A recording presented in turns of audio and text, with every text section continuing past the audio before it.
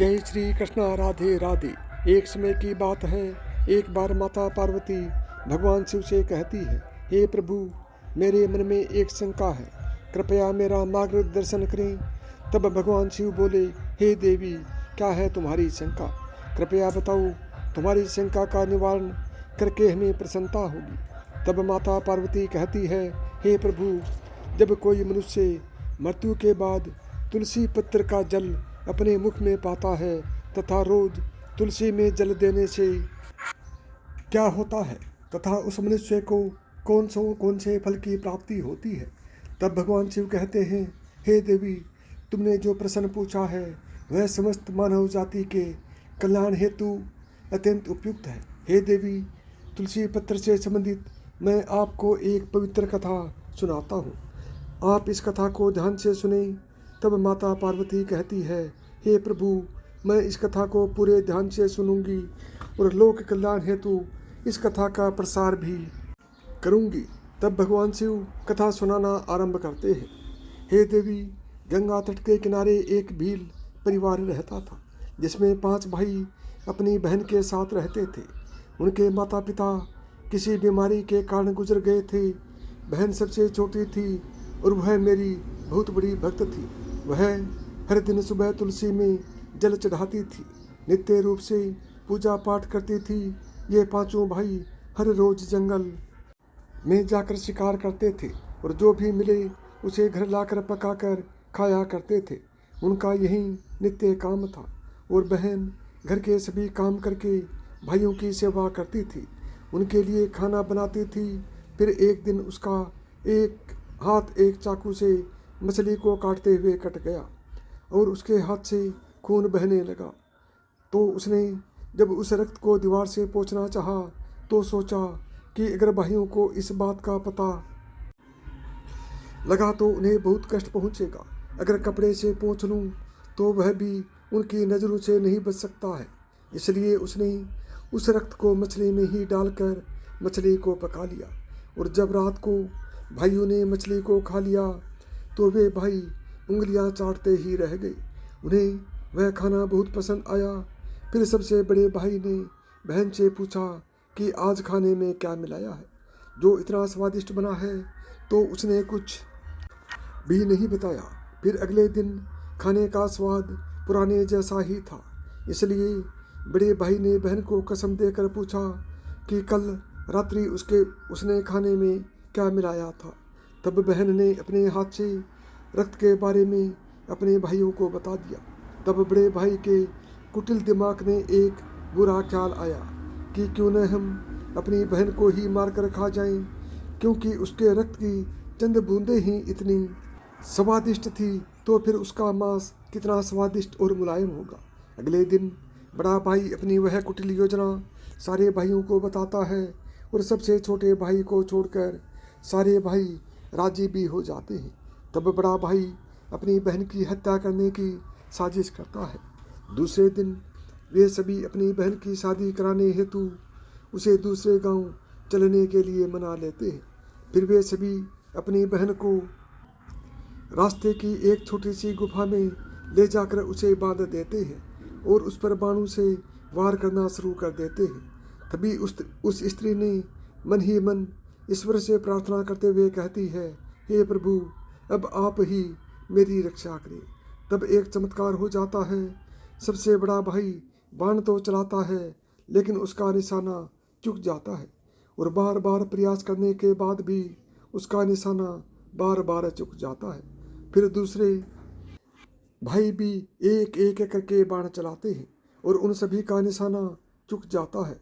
अंत में सबसे छोटे भाई को बाण चलाने को कहते हैं, किंतु वह मना कर देता है। तब सभी भाई उसे ही जान से मारने की धमकी देते हैं। तो उसकी बहन स्वयं मुझसे विनती करते हुए बोली, हे प्रभु, अब आप मेरे छोटे भाई की रक्षा करें और मेरे प्राण ले लीजिए। ऐसा कहते ही सबसे छोटे भाई का बाण बिना निशाने के ही बहन के सीने को भेद जाता है। तब वह 4 भाई अपनी ही सगी बहन को काट कर पकाते हैं और आपस में परोसते हैं और अंत में सबसे छोटे भाई को उसका सिर खाने को देते हैं। वह अत्यंत दुखी होकर मन ही मन बहुत रोता है और उसने अपने कपड़ों में एक मछली का टुकड़ा छुपा कर रखा था, तो उसने उस मछली को ही खाने में मिलाकर खा लिया। खाते समय उसने अपने पात्र के नीचे एक छोटा सा गड्ढा खोदकर उसमें अपनी बहन के सिर और हाथ पैर के टुकड़े डाल दिए। फिर वे सब वहाँ से चले जाते हैं। दूसरे दिन छोटा भाई इस जगह पर आकर एक बांस का पेड़ अपनी बहन की याद में लगा देता है और उसे रोजाना पानी देता है। इसी तरह कुछ दिन बीत जाने के बाद एक साधु उस बांस के पास मलमूत्र त्यागने हेतु जाते हैं, तो वहाँ से आवाज़ आती है, हे साधु महाराज, आप इस जगह पर मलमूत्र का त्याग ना करें। तभी वह साधु आश्चर्य से एक बांस के टुकड़े को काट कर अपने साथ रखते हैं और उसकी एक बांसुरी बना लेते हैं। जब भी वह साधु बांसुरी बजाता था तो उसमें से एक स्त्री की सुंदर गीत गाती हुई आवाज़ आती थी। वह साधु उस बांसुरी को बजाते और द्वार द्वार जाकर भिक्षा मांगते। उसी से अपना जीवन यापन करने लगा। कुछ समय बीतने के बाद वह साधु उस बड़े भाई के घर के पास गया तो उस बांसुरी से आवाज़ आने लगी कि इस दुष्ट ने मेरी हत्या की है। ऐसा सुनते ही बड़ा भाई घर से भागते हुए आया और उसने उस साधु को अपने द्वार से आगे भगाया। फिर इसी तरह वह साधु उन चारों भाइयों के द्वार पर जाता है, किंतु वह सभी भाई साधु को वहाँ से भगा देते हैं। साधु को तब कुछ हद तक यह बात समझ में आ जाती है कि जिस स्त्री की आत्मा इस बांसुरी में रहती है उसका इन लोगों के साथ जरूर कुछ नाता होगा, किंतु बेचारा साधु उन सभी के साथ कुछ भी नहीं कर सकता था। साधु फिर अंत में पांचवें भाई के द्वार पर जाता है। तभी वहाँ बांसुरी कहती है, यही मेरे प्रिय भाई का घर है। जब घर में बैठे दुखी भाई को अपनी बहन की पुकार सुनाई दी तो वह भागते हुए घर के बाहर आता है, किंतु वह देखता है कि एक साधु बांसुरी लेकर द्वार पर खड़ा है। जो उस साधु ने उसे बताया कि यह आवाज़ इस बांसुरी से आई है। तब वह भाई उस साधु से विनती करते हुए बांसुरी मांगता है। वह साधु उस बांसुरी को पांचवें भाई को देता है और वहाँ से चला जाता है। फिर वह भाई अपनी बहन की आवाज़ वाली बांसुरी बजाता है तो वह कहती है, हे भाई, मुझे पता है तुम मुझसे बहुत प्रेम करते हो, किंतु मेरी मुक्ति के लिए तुम हर दिन घर की तुलसी में जल चढ़ाओ तथा भगवान श्री हरि विष्णु का प्रत्येक दिन पूजा पाठ करो। अपनी बहन की बातों को मानकर वह भाई नित्य दिन तुलसी में जल देता और घर में भगवान विष्णु की पूजा पाठ करता था। एक दिन जब वह भाई तुलसी को जल देते हुए मन ही मन भगवान विष्णु के नाम का जाप कर रहा था, तब स्वयं भगवान विष्णु उसी तुलसी के पौधे से उस गरीब भाई के घर में प्रकट हुए। फिर वह भाई तुरंत भगवान विष्णु की शरण में आया और सच्चे मन से स्तुति करने लगा। तब भगवान विष्णु ने उस भाई को तुलसी पत्र का जल उस बांसुरी में डालने को कहा और उसने भगवान विष्णु का नाम लेते हुए उस बांसुरी में तुलसी पत्र से जल डाला।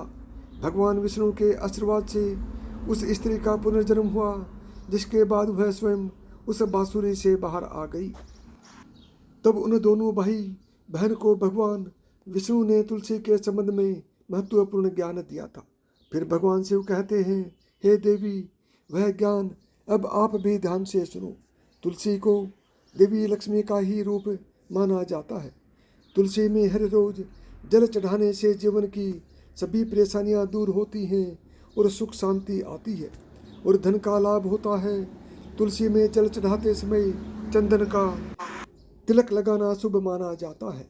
तुलसी में जल चढ़ाने का सही समय सूर्योदय से लेकर उसके 2 से 3 घंटे बाद तक का ही होता है। तुलसी के पौधे में रविवार को जल नहीं चढ़ाना चाहिए। मंगलवार को तुलसी में जल चढ़ाने से भगवान विष्णु और देवी लक्ष्मी दोनों ही प्रसन्न होते हैं। रोज सुबह स्नान के बाद तुलसी में जल अर्पित करने से जीवन के दुर्भाग्य दूर होते हैं। फिर भगवान शिव कहते हैं, हे देवी, मृत्यु ही जीवन का पूरा सत्य है। माता के मृत्यु के उपरांत व्यक्ति का विधिपूर्वक अंतिम संस्कार करने का विधान है, जिससे उसके शरीर को मुक्ति मिल सके और वह एक शरीर को त्याग कर दूसरा शरीर धारण कर सके। इस प्रकार से जब व्यक्ति मोक्ष की प्राप्ति करता है तो उसे सभी पापों से मुक्ति मिलती है। मृत्यु के समय मुंह में गंगा जल डालना चाहिए, जिसके कारण ही गंगा जल कभी खराब नहीं होता है और गंगा जल की कुछ बूंदें ही मृत्यु उपरांत व्यक्ति के लिए मोक्ष के द्वार खोल देती है। मृत्यु के समय व्यक्ति के मुख में गंगा जल डालने से उसे कई शारीरिक कष्टों से मुक्ति मिल जाती है और आसान मृत्यु मिल जाती है। यदि मृत्यु के समय व्यक्ति के मुंह में तुलसी की पत्तियां रखी जाती हैं तो मरने वाले व्यक्ति की आत्मा को भगवान विष्णु का आशीष प्राप्त होता है और संसार की मोह माया से मुक्ति मिलती है। वहीं शरीर के सारे कष्ट दूर हो जाते हैं और आत्मा सभी बंधनों से भी मुक्त हो जाती है। तुलसी के नाम से ही यमलोक में जो कष्ट देने वाले राक्षस हैं वह शांत हो जाते हैं और यह मार्ग आसान हो जाता है तथा मोक्ष मिलता है। इसलिए मोक्ष के लिए ही गंगा जल और तुलसी का सेवन मृत्यु के समय किया जाता है। मृत्यु के तो दोस्तों ये थी वो महत्वपूर्ण कारण जिसकी वजह से मृतक व्यक्ति के मुंह में तुलसी पत्र और गंगा जल डालने का विधान पुराने समय से बनाया गया है। यदि आपको मेरी बताई हुई बातें पसंद आई हों तो वीडियो को लाइक करें, ज़्यादा से ज़्यादा दोस्तों में शेयर करें। यदि चैनल पर पहली बार आए हैं या चैनल को अभी तक सब्सक्राइब नहीं किया है तो चैनल को सब्सक्राइब करें, ऑल बटन को दबाएं ताकि मेरे आने वाले प्रत्येक वीडियो का नोटिफिकेशन आपको सबसे पहले मिले।